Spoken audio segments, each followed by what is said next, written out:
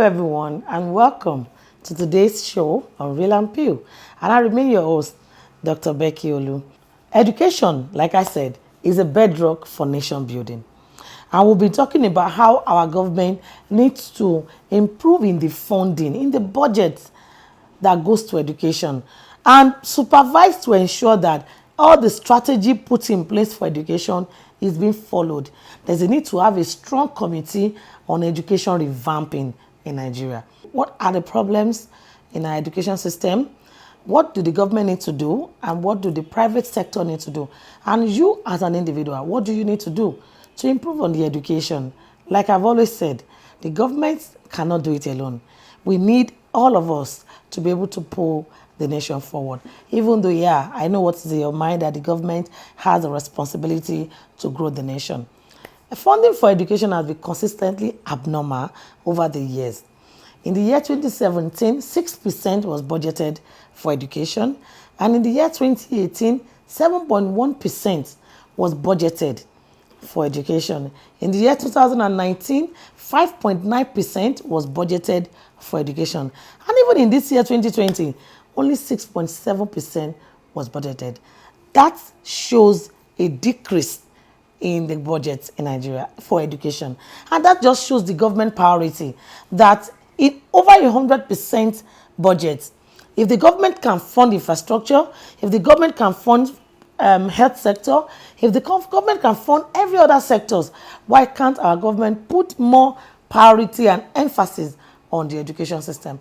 How do you expect much to be done when the budget given to this sector is absolutely nothing, almost nothing, compared to other sector that has 28%, 32%, 15%, 20%.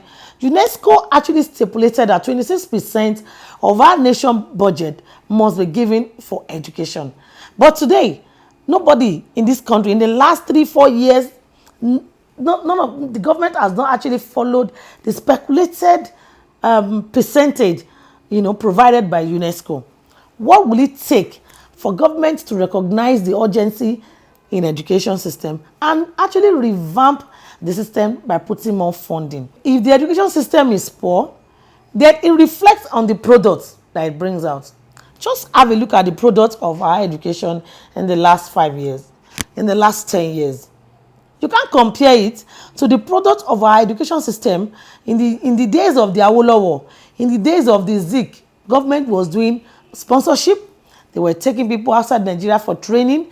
And that shows in the product that came out of that. But today, look at what we have. COVID-19 came and changed the education system in Nigeria, just like other nations also changed in the education system. But other nations were able to cope because they are used to e-learning, they are used to online trainings and all of that. But in Nigeria, we are still struggling with the e-learning. Our children are still struggling with the e-learning, and adjustment is still going on to see how e-learning can become a part of our education system. But for the public school, it was difficult for them to handle, because when they don't even have teachers, good teachers to teach them, they don't even have an enabling environment. They don't even have writing pads or writing material or learning materials to learn this thing. Some of these children don't even have uniform to wear to school. Talk more of data, talk more of computer, talk more of e-learning. And that shows in the last 4 months. It shows because there were struggles from private schools to government schools, if they should write WAEC or how would they cope. Okay, some private schools were doing online, and some actually finished the last section, and some of the private schools have promoted into a new section. All right, they're already going through, by this month, September, some resumed online for a new section. Why in public school, they are still in the old section? How are we going to be able to merge these students together? Now, some students are way above their colleagues who were in the same class before because of e-learning. You see, these are lapses in our education. These are the areas where the government needs to come in place, come to be able to resolve some of this problem. That is why you see today, I'm also using this opportunity to call on the private sector that As much as we know that our government have not put priority to education, and we are calling on them actually to put priority to education, the private sector needs to also come on board to see how we can as well help in the education system in Nigeria. Also, the next thing we want to do today is how can public and private partners contribute to solving the issues of inadequate living or inadequate funding in education. Number one, private sector can provide training for teachers in public school. You see, government need to come up with skill acquisition programs for teachers. When I mean skill acquisition, I'm talking about e-learning materials, come up with how to do a lot of things online, because some of the teachers in public school don't even know how to do this. How would they translate the knowledge to the students? So there's a need for government to come up with that. But beyond that, private sector need to also take it up, okay, as one of their responsibility in coming up with materials, coming up with training for the teachers in public school. Also, private sector need to look at education as their core corporate and social responsibility, the CSR. Private sector need to look at how to take up the public schools, especially as their CSR, in providing e-learning materials, e-learning skills and ability, enabling environments for e-learning and also for their normal activities in school, materials, writing materials, school environment, come up with things that you can do to, improve the lives of the teachers and as well improve the lives of the students. Number three, scholarship for these children in public school need to be taken as priority. Private sectors needs to come up with private sectors need to come up with materials, come up with programs, okay, to take up students in public school, children in public school, for scholarship, maybe for primary schools or for secondary school or even to university. A lot of NGOs need to come up with this as their program. Provision of online resources is another thing that public school need to also come up with, as well as the government, state government and federal government, because leaving this for local government alone cannot suffice, because how much does local government have to do this? But the state government needs to look at this as a priority, because these are products from your state. Take it or leave it. These are going to be the leaders of your state tomorrow. If you start looking at this as a priority as a nation and start revamping education, then what we are doing is building our tomorrow as a nation. That's what we're doing. What we are doing is creating good leaders, creative leaders. Some of the problem we have today is leadership problem, and this comes up from the education system. If we can as well look at this and start working towards bringing up good education system, both in public school, both in private school, at the same time coming up with education for Nigeria, education for Africa. What are the things that we need to do? Because most of the syllabus we are using, you see some schools telling we are using British syllabus, American syllabus, Montessori's syllabus. For goodness sake, this syllabus, does it translate to our situation in Nigeria and in Africa? Does it translate to how we can build this nation? If you go to China and some other countries across the world, they teach their students entrepreneurship from primary school. They teach their students entrepreneurship from secondary school and take it up as a course in university or in colleges. But today, some people, everybody is going to school to be a lawyer, a doctor, engineer. Is fantastic. Who is going to school? How many children are going to school today to be a creative mind, to be a creator, to be able to do furnishing? How many students is in school today to become a carpenter?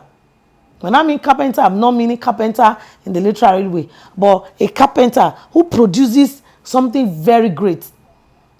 How many people are going to school today to know how to do AC, how to do cars, You even see some students trying to come up with this thing in their arts and science, but parents discourage them along the line, or there's no enabling environment for these children to use their hand to create something and become an inventor, invent something great, innovative idea. We need to come up with innovation in our schools today. Innovation, creative ideas, and challenge the minds of these children to become a creator. Beyond that, we need to also take up provision of learning. We need to also provide learning and writing materials for the schools, across the public schools. These children don't have this. We need to provide this. You see, that is why we came up with Precaso Care Foundation. Precaso Care Foundation is our foundation, is my foundation, and we have a lot that we've done. We have over 4 years records of great things we've done, and education is one major priority for us in PCF. PCF, which stands for Precaso Care Foundation, have done so much in education. We've provided for students in public schools materials, writing materials. We've provided uniforms. We've done a lot in renovation of different schools in Nigeria. And presently, as we speak, we are in partnership with UBEC and UNESCO in providing writing materials and e-learning for over 20 schools in Nigeria, in Abuja as we speak. We are dealing with 20 schools, public schools, 20 public schools, and we are taking them up as a CSR, providing e-learning materials for them, e-learning environment for them, writing materials, uniforms, and we came up with a campaign called Equip a Child campaign. This is a campaign by Precaso Care Foundation to provide education, a sound education, and build up these children to have creative minds. We are going to be taking them up on creative courses, using their minds to create something. Some of them have God-given talent and gifts. We need to cream it. We need to enhance it. We need to build these children up, okay, and make them become somebody great in the future. You see, like I said earlier, we have to look at tomorrow. And whatever we want to see in tomorrow, our leaders today will have to look at tomorrow, okay, and say, okay, if we want to have a better Nigeria tomorrow, start building education system. If we want to have better leaders, economists are what we need as leaders right now. Economists, people who have economic mindset, people who have business acumen, who understand how to transform the meltdown we have now and create something great from it and build this nation. Build this nation and build Nigeria. Build this nation through education system. Let's improve the lives of the children in university, in secondary and primary school. Let's look at our syllabus and create syllabus that can improve Nigeria and build this nation. Education is a bedrock of nation building. And we as a nation have to take education serious and make it a priority, okay, so that we can build our nation and improve the lives of every Nigerian by building a great leader. Comment on the topics. Everything we've been discussing is about all of us. The nation is for you and I. And every one of us needs to drop our quota, okay, into the growth of this nation. Share and like the page. Make your comments known. Let me know your view or your view about the topic. Drop your own ideas about our education system in Nigeria. And just maybe you might have a better view of what we need to do to improve the education system in Nigeria. As well, subscribe to the YouTube channel and share to all your friends. And let all of us build this nation together. Till I see you again next week, where we talk about education, because I'm passionate about education. And I want us to be able to look at the education and see what we can do in improving the lives of the children and the standard of education in Nigeria.